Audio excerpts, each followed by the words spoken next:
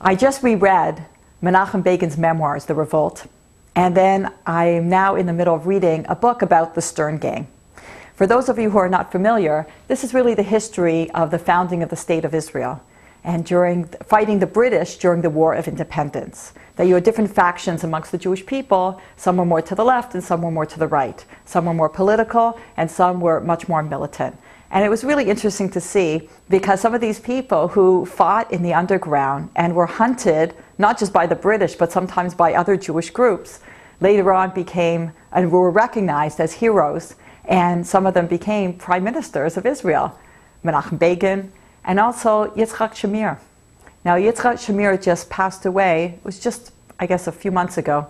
And there was an article in the New York Times, and it was a past interview quoting him from past interviews. And they asked him about his years in what was called the Stern Gang. And when he was hunted by, again, the British and some of the Jewish establishment, and how he had to hide out and hiding in a closet and really running for his life, but also fighting every day for the Jewish people. He said those years, and he's being interviewed while he was prime minister, he said those years were the best years of his life.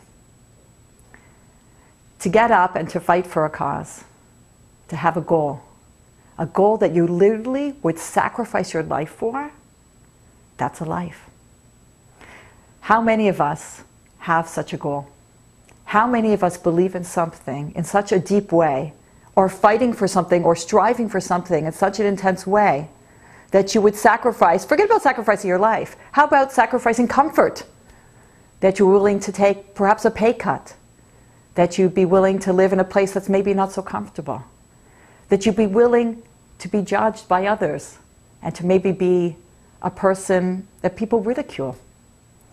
Rabbi Noach Weinberg of blessed memory, when he started Aish Torah, he told us that people thought he was crazy. What do you mean? Like you're going to reach out to Jews who are unaffiliated and don't have knowledge, and you're going to give them knowledge and suddenly they're going to be committed, and what are you, crazy? They don't care. Just circle the wagons and save your own. But no, he fought for a cause. He sacrificed the best years of their life. We shouldn't look back and say, oh yes, I had a point of time. Those were the best years of my life.